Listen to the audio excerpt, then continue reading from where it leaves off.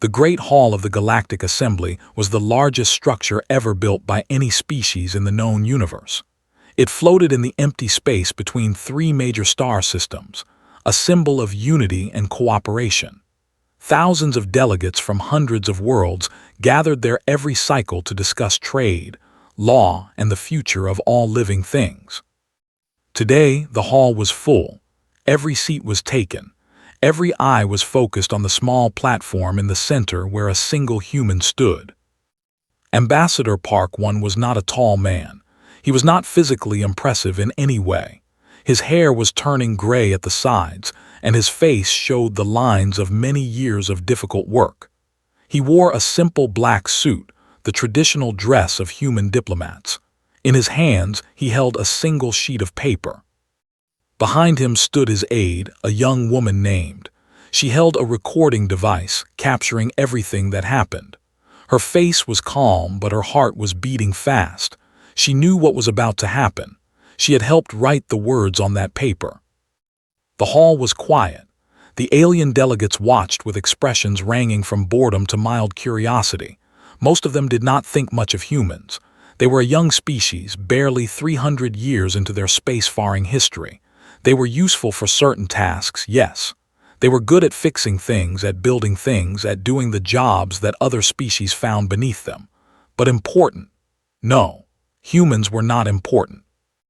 High Counselor of the sat in the highest seat, looking down at the human ambassador with four cold eyes. They were an ancient species, tall and thin, with skin like polished silver.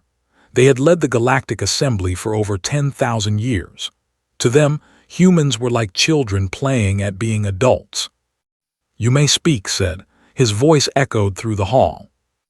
One took a deep breath.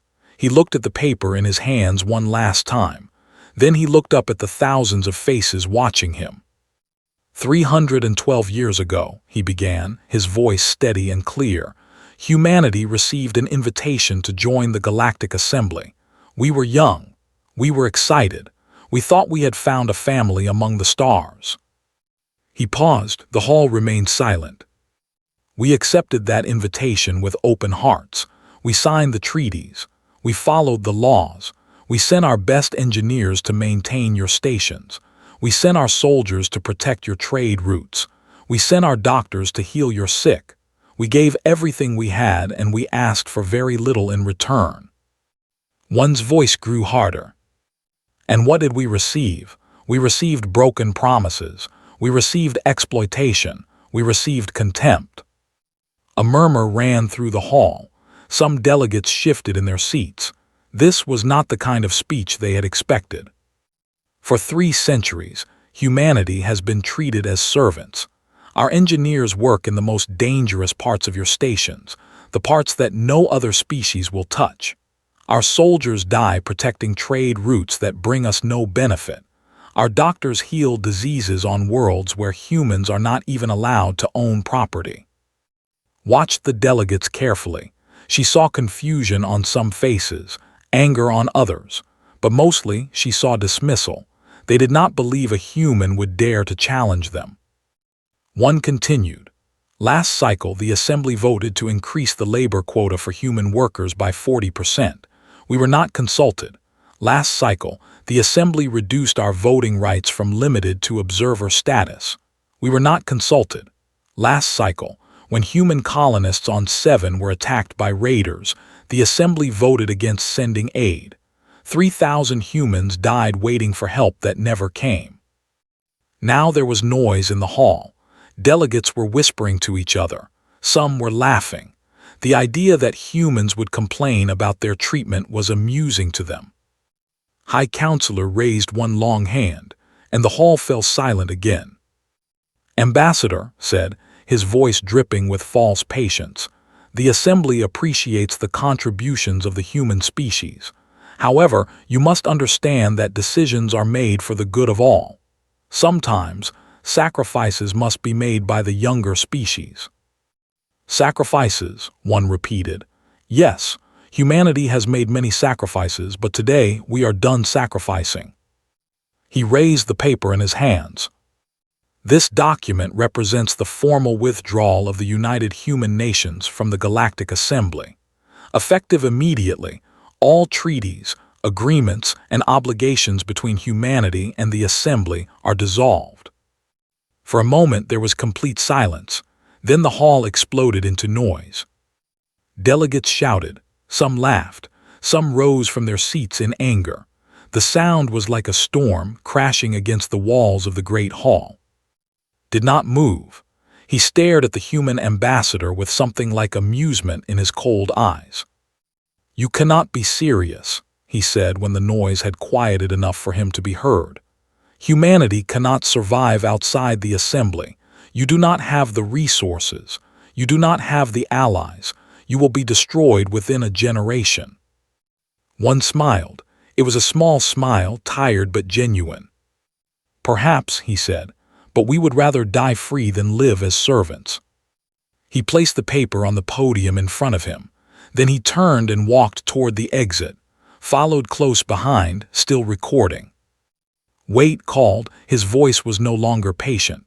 There was an edge to it now, something sharp and dangerous. "You cannot simply walk away. There are procedures, there are requirements. You must." "We must nothing," one said without turning around. "The Assembly has made it clear that human voices do not matter, so we will stop speaking. We will simply leave." He reached the great doors of the hall. 2 Assembly guards stood there, tall creatures with too many arms and faces that showed no emotion. "Let them pass," ordered. His voice was tight with anger he was trying to hide. The guards stepped aside. One walked through the doors, followed. Behind them, the chaos continued. Delegates shouted questions. Some demanded that the humans be stopped. Others argued that it did not matter, that humans were too insignificant to worry about. Outside the hall, a human shuttle was waiting. One climbed aboard without looking back, sat beside him and finally turned off the recording device. "It is done," one said quietly. "Yes, Ambassador." "They will not take this seriously, not at first." Nodded, "No, they will not." One leaned back in his seat and closed his eyes. He looked older now, more tired than before. "How long do you think it will take?" he asked. "For them to realize what they have lost." Thought about it. 3 months, maybe 4. The first station failures will happen within weeks. The trade route attacks will start soon after, but it will take time for them to understand that these things are connected to our leaving. And when they do understand, they will come to us. They will ask us to return. One opened his eyes and looked out the window. The great hall of the Assembly was growing smaller as the shuttle flew away. "And what will we say?" Smiled, "We will say no." The shuttle accelerated, leaving Assembly space behind. Across the galaxy, on stations and ships and outposts, human workers received the signal they had been waiting for. They put down their tools. They packed their belongings. They said goodbye to colleagues who had never treated them as equals. The withdrawal had begun. On Station 4, Chief Engineer gathered his team for one last meeting. They stood in the control room of the station's main power core, a machine that had been built by but maintained by humans for over 2 centuries. Orders came through, said, "We are leaving." His team nodded. They had been expecting this. "What about the core?" asked Ben, his second in command. "There are 17 repairs that need to be done this month alone, if we leave." "If we leave, the core will fail within 60 days, finished. Maybe less." "And the station?" "The station will lose power. Life support will fail. Everyone aboard will have to evacuate." Ben looked troubled. "There are 200,000 beings on this station. Most of them have never done anything wrong to us." Understood her concern. He felt it too, but he also remembered the faces of the colonists on 7. He remembered the families who had waited for help that never came. "We cannot save everyone," he said. "We tried to do that for 300 years. All it got us was more work and less respect. Now we have to save ourselves." He turned to look at the power core one last time. It was a beautiful machine, complex and powerful. He had spent his entire career learning its secrets, fixing its problems, keeping it running when everyone said it could not be done. "Leave the maintenance logs," he said. "All of them. Every repair we have ever made, every problem we have ever solved. Leave it all for whoever comes next." "Will they be able to understand it?" Ben asked. Shook his head. "No, the logs are in human notation. It would take them years to translate, and by then it will be too late, but at least we can say we tried." The team began packing their equipment. Within 2 hours, they were gone. The control room stood empty, screens flickering with warnings that no one was there to answer. Similar scenes played out across the galaxy. On 100 stations, human engineers walked away from machines they had kept running for generations. On 50 worlds, human doctors closed their clinics and boarded ships heading home. On trade routes throughout assembly space, human convoy guards sent final messages to their commanders and changed course for Earth. The assembly did not try to stop them. Most delegates believed the humans would come back within weeks, begging for forgiveness. Some thought it was a bluff, a negotiating tactic that would end with new treaties more favorable to humanity. None of them understood what was really happening. High Counselor returned to his private chambers that night. He poured himself a glass of wine and looked out at the stars. "Foolish creatures," he muttered to himself. "They will learn, they will all learn." But somewhere in the back of his mind, in a place he did not want to examine too closely, a small voice whispered a question he could not answer. What if they do not come back? He pushed the thought away and drank his wine.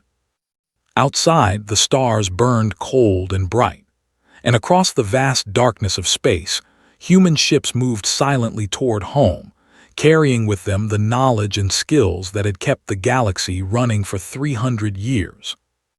The assembly did not know it yet, but their long golden age was ending. The age of humanity was about to begin. 3 weeks after the humans left, the first station failed. Station 4 had been a center of trade and travel for over 5,000 years. Every day, hundreds of ships passed through its ports. Merchants sold goods from 1,000 worlds. Travelers rested before continuing their journeys across the stars. The station was home to 200,000 permanent residents and countless visitors. Now it was dying. The power core had begun failing 6 days after Engineer and his team departed. Small problems became big problems. Warning lights that had always been answered now blinked uselessly in empty control rooms. Systems that had been fixed within hours of breaking now broke and stayed broken. Station Administrator was like High Counselor.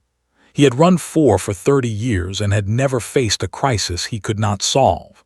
He stood in the main command center, watching screens fill with error messages, and felt something he had not experienced in a very long time. "Fear. Where are the repair crews?" he demanded. "Sir, we do not have repair crews," his assistant said. "The humans were our repair crews." "Then hire new ones. There must be someone who can fix this." "We have tried, sir. We have contacted every engineering guild in the sector. None of them have workers who understand human-designed systems. The power core uses techniques that are not taught in any school outside of Earth." Stared at the screens. Power levels were dropping by the hour. Life support systems were already struggling. In 3 days, maybe 4, the station would become uninhabitable. "Evacuate," he said quietly. The word tasted like defeat. "Sir." "Order a full evacuation. Everyone leaves now." The evacuation of 4 took 2 days.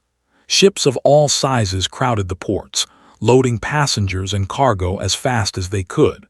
Families that had lived on the station for generations packed their belongings and said goodbye to the only home they had ever known. It was chaos, but controlled chaos.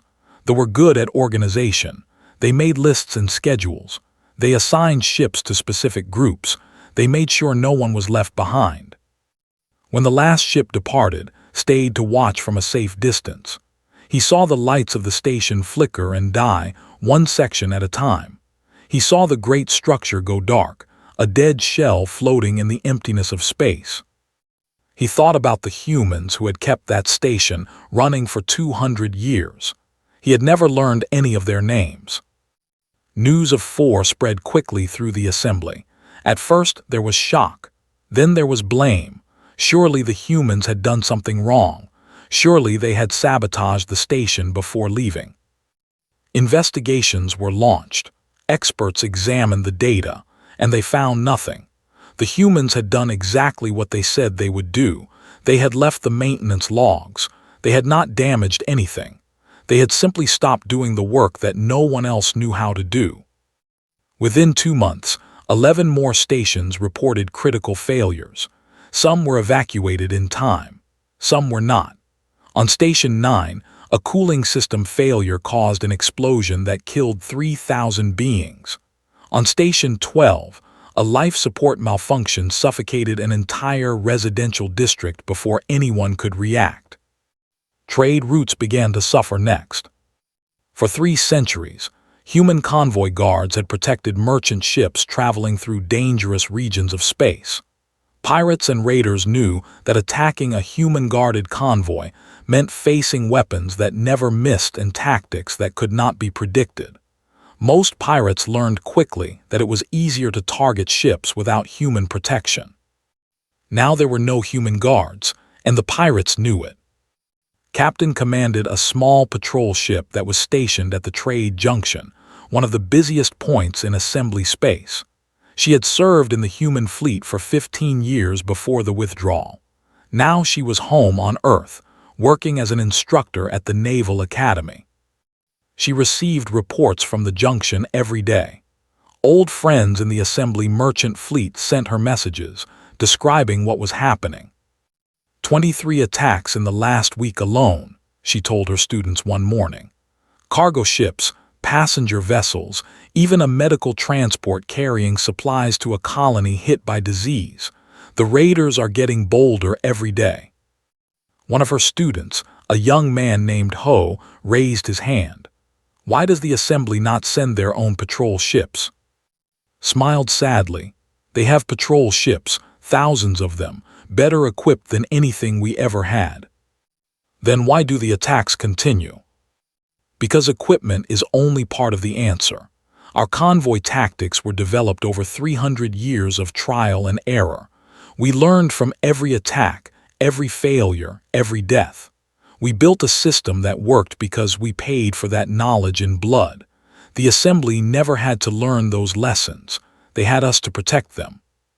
She pulled up a star map on the screen behind her. Red dots marked the locations of recent attacks. Look at the pattern. The raiders are targeting the gaps between patrol routes. They strike fast and disappear before help can arrive. Our old convoy system had no gaps. We coordinated across dozens of ships, sharing information in real time. The assembly patrols do not communicate with each other. They work alone. They leave spaces that the raiders can exploit. Ho frowned. Can we not share our tactics with them to save innocent lives? Was quiet for a long moment. That is a good question, and it is one that our leaders have debated many times. Some say we should help. They argue that the people dying in those attacks did nothing wrong. They are just merchants and travelers trying to survive. She walked to the window and looked out at the training grounds below, where young officers practiced combat maneuvers. But others remember 7.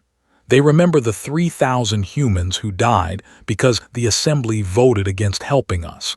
They ask why we should save people who would not save us. What do you think, Captain? Turned back to face her students. I think that choosing who lives and who dies based on old anger is a dark road to walk. But I also think that we tried kindness for 300 years, and it brought us nothing but suffering.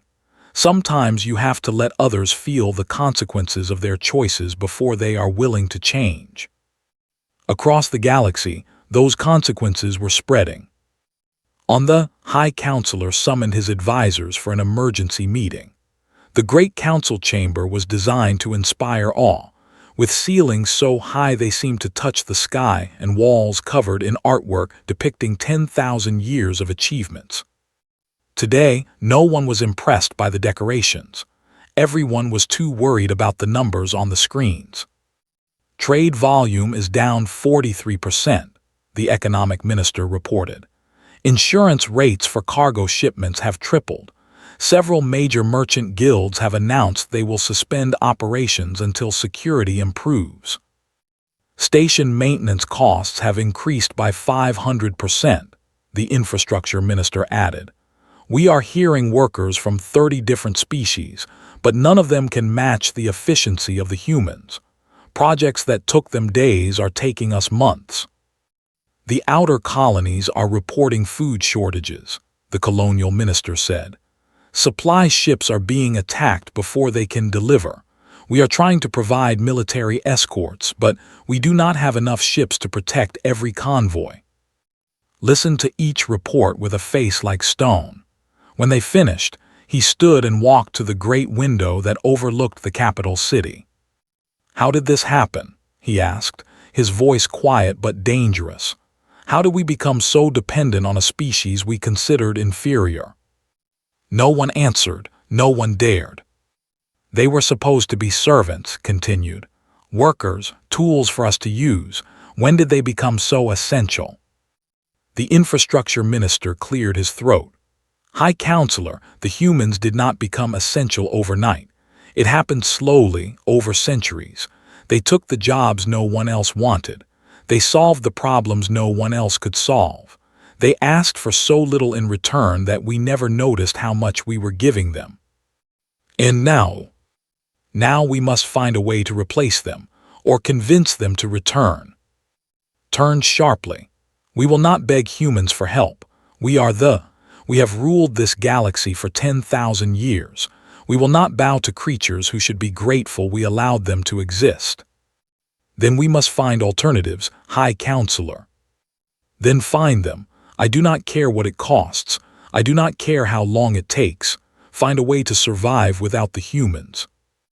But even as he gave the order, knew it would not be easy. The humans had not just done work for the assembly. They had built systems. They had created methods. They had developed knowledge that existed nowhere else in the galaxy. You could not replace 300 years of learning in a few months. Perhaps you could not replace it at all. On Earth, Ambassador 1 watched the reports from assembly space with a mixture of sadness and grim satisfaction. He had known this would happen. He had tried to warn them years ago when there was still time to change. They had not listened. Sat beside him in his office, reviewing the latest intelligence. They have made contact again, she said. They are asking for a formal meeting. One looked up with interest. They were a small species, physically weak and politically powerless in the assembly. They had always been kind to humans, treating them as equals when no one else would. What do they want? They say they wish to discuss trade agreements, independent of the assembly. Independent, that is bold of them. They are desperate. The assembly has never protected them properly. They relied on human convoy guards more than most. Without us, their merchant fleet is being destroyed. One thought about it. Set up the meeting, but be careful. The assembly will see this as a betrayal. They will face punishment if anyone finds out. They know the risks. They are willing to take them. Then they are braver than the assembly ever gave them credit for. Smiled. Most species are when you give them the chance to show it. Outside the window, the sun was setting over the city. Earth had changed in the years since joining the assembly. Humans had learned from alien technology, adapted it, improved it. Their cities were cleaner now, their medicine better, their lives longer. But they had also learned harder lessons. They had learned what it meant to be treated as less than equal. They had learned the cost of trusting those who saw them as tools rather than partners. Now they were learning something new. They were learning what it meant to be needed. Far away, in the dark spaces between stars, ships moved in the shadows. Raiders and pirates who had feared humans for generations now hunted freely, growing bolder with each successful attack. Stations that had stood for began to crumble and fail. Trade routes that had connected worlds for thousands of years fell silent.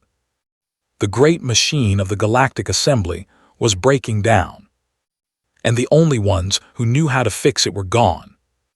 The diplomatic ship approached Earth slowly, its silver hull gleaming against the blackness of space. It was a beautiful vessel, designed to impress and intimidate. For 10,000 years, ships like this had carried ambassadors to every corner of the galaxy, and every species had welcomed them with respect and fear. Today, no one came out to greet them. Ambassador stood on the bridge, watching Earth grow larger in the... He had visited this world once before, many years ago, when humans first joined the assembly. He remembered thinking how primitive they seemed, how eager to please. He had smiled at them the way one might smile at a pet that performed a clever trick. He was not smiling now. No response to our hails, his communications officer reported. They are ignoring us. Continue hailing. They must respond eventually. But the humans did not respond. For 6 hours, the ship sat in orbit around Earth, sending message after message, receiving nothing but silence. Finally, a single human vessel approached. It was not a diplomatic ship. It was a military patrol craft, small and heavily armed. The name on its hull read Iron Promise. Captain Sung sat in the command chair, looking at the image of the vessel on his screen. He was a young man, barely 30, but he had earned his rank through skill and dedication. His crew respected him. His superiors trusted him. "Open a channel," he ordered. The face of Ambassador appeared on the screen. The looked tired and worried, though he tried to hide it behind a mask of dignity. "Captain, I am Ambassador of the High Council. I have come to speak with your government about matters of great importance. I request permission to approach and dock." Sung kept his expression neutral. "Ambassador, you have not been invited to Earth. Your presence here is unauthorized. I understand there may be some tension between our peoples. That is precisely why I have come, to discuss how we might resolve our differences." "There is nothing to discuss. Humanity has withdrawn from the assembly. Our relationship with your government is over." Leaned forward, his 4 eyes narrowing. "Captain, I represent the High Council itself. Surely there is someone of appropriate rank who can speak with me properly." Sung felt a flash of anger but kept it hidden. Appropriate rank. The still thought of humans as lesser beings even now. "I speak with the full authority of the United Human Nations," he said calmly. "There is no one of higher rank available to you." "Then I must insist." "You are in no position to insist on anything, Ambassador. You are in human space without permission. The only reason you have not been escorted away by force is because we chose to be polite. Do not mistake our politeness for weakness." For a long moment said nothing. On his ship, his officers watched nervously. They had never seen a human speak to it this way. They had never imagined it was possible. "Captain," said finally, his voice softer now, "I did not come here to fight. I came to ask for help. Surely you know what is happening in assembly space. Stations are failing. Trade routes are collapsing. Millions of beings are suffering." "I know." "Then you must understand why we need the humans to return. Your engineers, your doctors, your soldiers. The galaxy cannot function without them." Sung nodded slowly. "Yes, we know that too. We have always known it. We tried to tell you, but you would not listen. You called us servants. You treated us like tools. When our people died, you voted against helping them." "That was a mistake. I see that now. The High Council sees it. Please let us talk. Let us find a way forward together." "A mistake," Sung repeated. 3,000 humans died on 7 because of your mistake. Thousands more died on your stations, doing dangerous work that no one else would do because of your mistake. For 300 years, my people gave everything we had to the assembly, and we received nothing but contempt in return. All of that was a mistake. Yes, his voice was barely above a whisper. Yes, it was. Sung studied the alien's face. He saw fear there. He saw desperation. And perhaps, deep beneath the surface, he saw something that might have been shame. But it was not enough. Ambassador, I believe you are sincere. I believe you genuinely want things to change, but you are one voice among millions. Your High Council has not apologized. Your assembly has not acknowledged what they did to us. Until that changes, there is nothing to discuss. What do you want? Reparations. We can pay. We do not want your money. Territory. We can negotiate. We do not want your planets. Spread his hands in confusion. Then what? What must we do? Sung leaned forward. You must learn. You must understand what it means to lose everything you depended on. You must feel what we felt for 300 years. Only then will you be ready to treat us as equals. How long will that take? As long as it takes. The channel closed. The ship sat in silence for several minutes. Then, slowly, it turned and began the long journey back to assembly space. Ambassador did not speak to anyone for the entire trip. On Earth, Captain Sung filed his report and returned to his regular patrol route. He did not feel proud of what he had done. He did not feel satisfied. He felt only tired and sad, and a little bit hopeful that someday things might be different. While they were being turned away, another meeting was taking place in a small conference room in the human capital city. The delegation was small. Their species could not afford to send large groups anywhere. They had come in a single ship, old and battered, hiding their journey from assembly monitors. Ambassador One welcomed them personally. He had always liked They were small creatures, barely reaching his waist, with soft fur and large dark eyes. They moved carefully and spoke quietly. In the assembly, they were often ignored or dismissed. But one knew better. They had survived by being clever, by watching, by learning. They understood things that larger and more powerful species missed. The lead was named. He bowed deeply when one entered the room. Ambassador Park, we are honored that you agreed to meet with us. The honor is mine, Representative. Please sit. Make yourselves comfortable. They settled into chairs that had been specially adjusted for their size. Brought refreshments, simple foods that she knew they could eat. I must be honest with you, began. We are taking a great risk by being here. If the High Council learns that we have contacted humanity directly, they will punish us severely. I understand. Your courage is appreciated. His ears flattened slightly, a sign of embarrassment. It is not courage, it is desperation. My people are dying, Ambassador. Our merchant ships are being attacked every day. We have lost 40% of our trade fleet in just 2 months. Without those ships, we cannot bring food and medicine to our colonies. Our children are starving. One felt his heart tighten. I am sorry to hear that.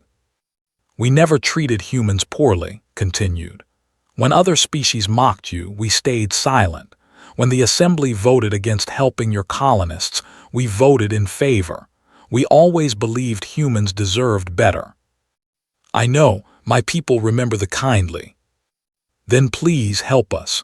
We do not ask for charity. We will trade fairly. We will sign whatever agreements you require, but we cannot survive alone. One looked at, she nodded slightly. They had already discussed this possibility.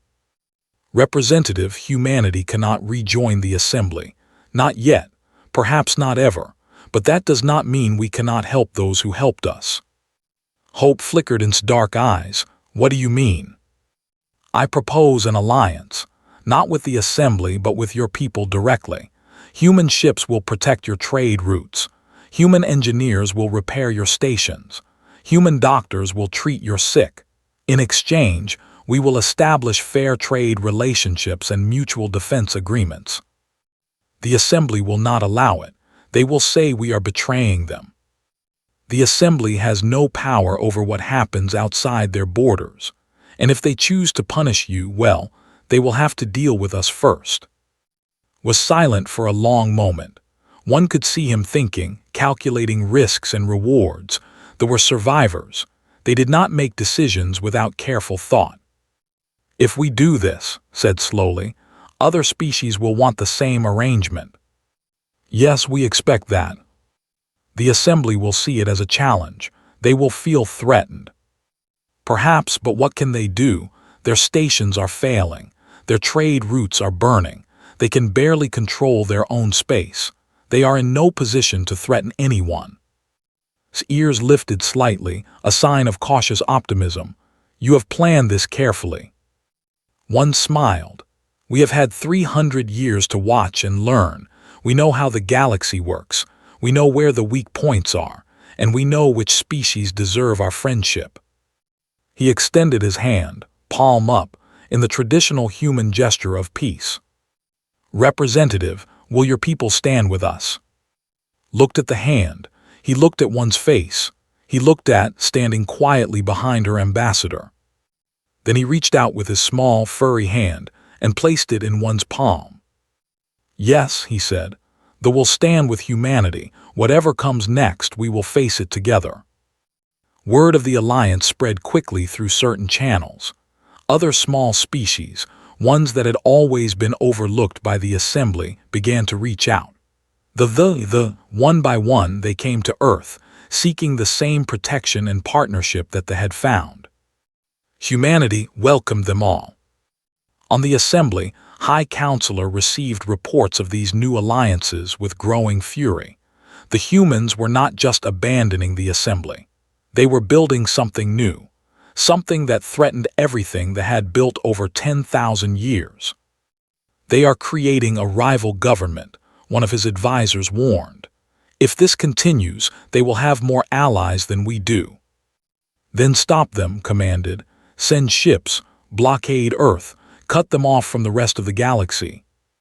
High Counselor, we cannot spare the ships. We need them to protect our own trade routes. Then find another way. I do not care how.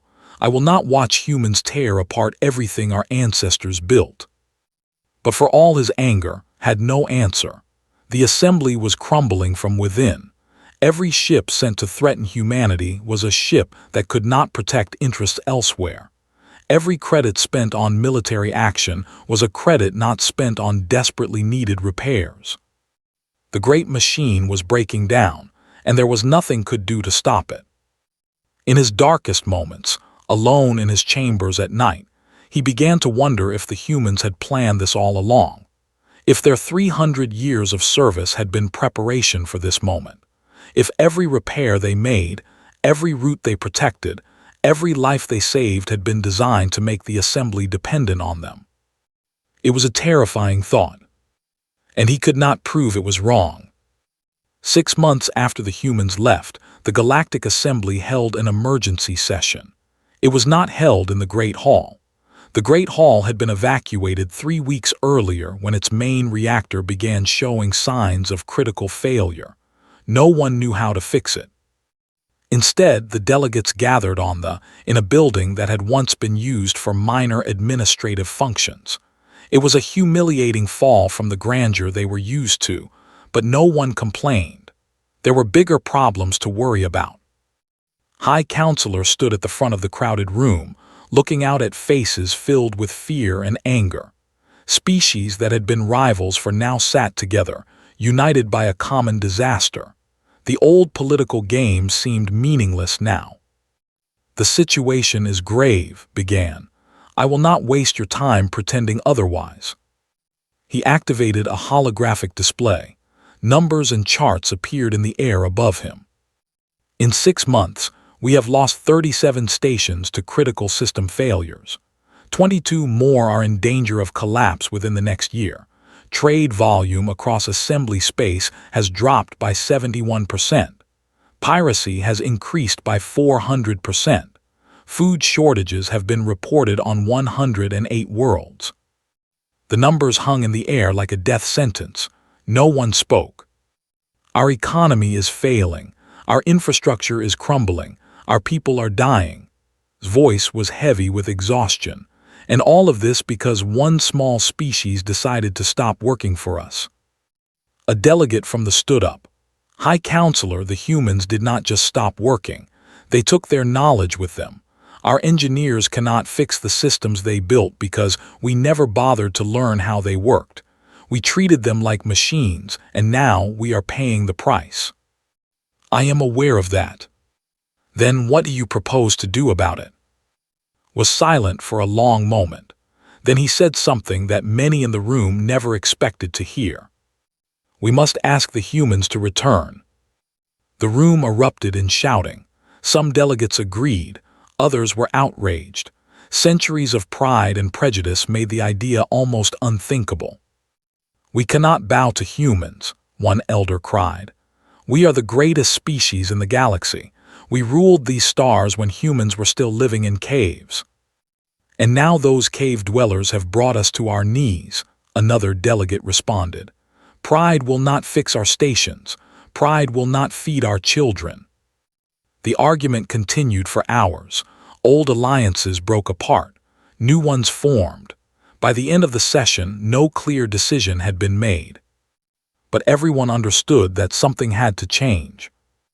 On Earth, the human government watched the assemblies collapse with careful attention. Intelligence reports arrived daily, describing the chaos spreading across former assembly space. President Bora sat in her office, reviewing the latest updates with her senior advisors. She was a small woman with sharp eyes and a calm demeanor that had served her well through many crises. They are falling faster than we expected, General Han Ho observed. He was the commander of Earth's combined military forces. At this rate, the assembly will cease to function within a year. Is that a good thing or a bad thing? Asked Foreign Minister Li. Both, the general replied. A weak assembly cannot threaten us, but a collapsing assembly creates instability. Refugees, pirates, warlords, the chaos could spread to our new allies. President nodded slowly. We need to be prepared. Increase patrols along our border regions. Coordinate with thee and our other partners to establish secure zones. What about the assembly itself? Minister Li asked. If they come to us for help, what do we say? We listen, we make no promises, and we remember everything they did to us. Across the border, in a region of space that had once been firmly under assembly control, a different kind of meeting was taking place. Had left the assembly session early, claiming illness. In truth, he had a secret meeting to attend. His personal shuttle carried him to a small station on the edge of territory where someone was waiting for him. The station was old and poorly maintained, wrinkled his nose at the smell as he walked through its narrow corridors. He was used to luxury. This place was beneath him. But the being he had come to meet did not care about luxury. The room at the end of the corridor was dark. A single figure sat in the shadows, watching enter. High Counselor, the figure said, I was beginning to think you would not come. I almost did not. This is dangerous for both of us. All worthwhile things are dangerous. Sat down in the only available chair. You said you had a solution to our problems. I am listening. The figure leaned forward, and light fell across a face that did not recognize. It was neither nor any other assembly species. It was something else entirely. The humans are building an alliance, the figure said. Small species, weak species, ones the assembly has always ignored. They are creating a new power structure that will eventually rival your own. I am aware of that. But you do not know how to stop it. Military force is impossible. You do not have the ships. Diplomacy has failed. The humans will not negotiate until you grovel at their feet, and your pride will not allow that. His hands tightened on the arms of his chair. If you are only here to tell me things I already know, this meeting is over. Patience, High Counselor. I am here to offer an alternative. What alternative? The figure smiled. The humans have a weakness. They care too much about others. They protect the weak. They help the helpless. It is their greatest strength, but also their greatest vulnerability. Explain. Imagine if one of their new allies betrayed them. Imagine if they, for example, turned against humanity at a critical moment. The humans would be devastated, not just strategically, but emotionally. Their entire philosophy would be called into question. Consider this. They would never betray the humans. They are too dependent on them. Everyone can be convinced to change sides, High Counselor. Everyone has a price. You simply need to find it. And you know this price. I know many things. Information is my trade. The figure slid a data chip across the table. This contains everything you need. Names, secrets, leverage. Use it wisely and you can shatter the human alliance before it grows too strong. Picked up the chip and examined it. Such a small thing, such enormous potential. What do you want in return? When the assembly regains its power, I want a seat at the table. A voice in the decisions that shape this galaxy, nothing more. That is a significant request from someone I do not know. The figure stood and walked toward the door. Consider it an investment in the future. Use the information or do not. The choice is yours. Then the figure was gone, disappearing into the darkness of the station. Sat alone for a long time, holding the chip in his hand. He knew he should throw it away. Using this kind of manipulation was beneath the dignity of a High Counselor. But dignity had not saved his stations.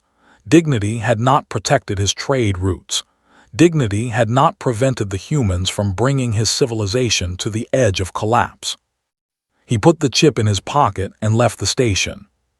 2 weeks later, a scandal erupted in the government. Accusations of corruption and betrayal flew in all directions. Leaders who had supported the human alliance were suddenly under investigation. Evidence appeared from nowhere. Damning documents that seemed to prove that certain officials had been working against their own people. Representative found himself at the center of the storm. He was accused of selling secrets to the assembly, of betraying his people for personal gain. The evidence was convincing, too convincing. This is fabricated, told Ambassador 1 in an emergency meeting. None of this is true. Someone is trying to destroy what we have built. One studied the documents carefully. His expression was grim. I believe you, but belief is not proof. Your government is in chaos. Half your council thinks you are a traitor. Then help me, investigate, find out who is behind this. We will, but it will take time. And in the meantime, our alliance is weakened. Exactly what our enemies want. His ears flattened in distress. Who would do this? Who would benefit? Someone who fears what we are building, someone who wants to return to the old ways. Perhaps, or someone else entirely. There are many in this galaxy who do not want to see humanity succeed. The investigation took months. During that time, the human alliance was strained but not broken. Other species in the coalition watched nervously, wondering if they too might be targeted. But the humans did not give up on their friends. Led a team of investigators who traced the false evidence back to its source. They uncovered a web of lies and manipulation that reached all the way to the... And at the center of that web was a name that surprised everyone. It was not. It was a minor official in the Assembly's intelligence division, someone who had been overlooked and underestimated for decades, someone who had decided to take matters into his own hands. When the truth came out, was cleared of all charges. The Council issued a formal apology. The alliance with humanity was stronger than ever, tested by fire and found to be true. Watched the news with cold fury. His plan had failed. The humans had proven more resilient than he expected. And now they knew he had tried to destroy them from within. The balance of power in the galaxy was shifting, and for the first time in 10,000 years, they were not in control. 1 year after humanity severed ties with the Galactic Assembly, the Assembly no longer existed. It did not end with a single dramatic moment. There was no final battle, no grand collapse. It simply faded away, piece by piece, as member species or were absorbed into the growing human coalition. The had been first, then the dozens more followed over the following months. Some came seeking protection from pirates. Others came looking for trade partners. A few came because they had always believed that the Assembly was wrong and finally had an alternative. By the end of the year, the human coalition included over 60 species. It was not the largest government in galactic history, but it was growing faster than any organization had ever grown before. And at its center were the humans. Ambassador Park One stood on the balcony of the new coalition headquarters, looking out at a city that had transformed beyond recognition. Buildings designed by a dozen different species rose into the sky, beautiful and strange. Ships from 100 worlds moved through the atmosphere above. The streets below were filled with beings of every shape and size, walking together, talking together, living together. "It is hard to believe," said, joining him on the balcony. "1 year ago we were servants, now we are leaders." One smiled. "Not leaders, partners. That is the difference between what we are building and what the Assembly was." Some would say it is the same thing with different words. Some would be wrong. One turned to face her. The Assembly was built on hierarchy. Stronger species ruled weaker ones. The powerful decided what was best for everyone. We are building something different. Every species has an equal voice. Every world has equal rights. No one is above anyone else. "Do you think it will last?" "I do not know, but I think it is worth trying." Below them, in the great hall of the coalition headquarters, delegates from dozens of species were gathering for the signing ceremony. This would make everything official. This would declare to the galaxy that a new order had emerged. The ceremony began at noon. Representative of the spoke first. His voice was soft, but every word carried clearly through the hall. "1 year ago my people were dying. Our ships were being destroyed. Our colonies were starving. We had nowhere to turn for help. The Assembly had abandoned us as they had abandoned so many others." He paused, looking out at the gathered delegates. Then the humans came. They did not ask for payment. They did not demand loyalty. They simply helped because it was the right thing to do. "In 1 year they have done more for my people than the Assembly did in 1,000 years." Turned to face the human delegation. "Today, I am proud to sign this agreement, proud to call humanity our partners, proud to stand with them as we build a better future for all species." The applause was thunderous. One by one, other delegates spoke. Each had their own story of suffering under the Assembly. Each had their own reasons for joining the coalition. But they all shared one thing: hope. Hope that things could be different. Hope that the future did not have to repeat the mistakes of the past. Finally, it was one's turn. He walked to the podium and looked out at the faces watching him. And species whose names he was still learning, whose histories he was still studying. All of them here because they believed in what humanity was trying to build. "I am not going to give a long speech," he said. "We have had enough of long speeches, enough of promises and declarations. What matters now is action." He picked up the pen that lay on the podium, a simple human instrument that had been used to sign treaties for hundreds of years. "This agreement is not perfect. No agreement ever is, but it represents something important. It says that we, all of us, choose cooperation over domination, partnership over exploitation, trust over fear." He signed his name at the bottom of the document. "Today, we begin a new chapter in galactic history. Let us make it one worth reading." The applause lasted for several minutes. After the ceremony, there was a celebration. Food from dozens of worlds. Music that blended styles no one had ever combined before. dancing that ranged from elegant to chaotic, depending on the species. One found a quiet corner and sat down to rest. He was not as young as he used to be. Long days like this one left him tired. Found him there a few minutes later. "They are here," she said. One looked up sharply. "Here, at the celebration." "Not at the celebration. Outside. They sent a small delegation. They are asking to speak with you." "Did they say what they want?" "I think you know what they want." One sighed. He had been expecting this for months. They had held out longer than most, their pride refusing to let them accept what was happening, but even pride had limits. "Bring them to my office. I will speak with them privately." The delegation consisted of just 3 individuals. At their head was a familiar face, Ambassador, the same one who had been turned away from Earth a year ago. He looked different now, thinner, older. The arrogance that had once defined his bearing was gone, replaced by something that might have been humility. Ambassador Park said, "Thank you for seeing us." "Ambassador, it has been some time." "Yes, much has changed since our last meeting." One gestured for them to sit.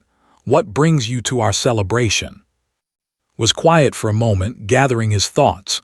Then he spoke. "The people are suffering. Ours is still intact, but barely.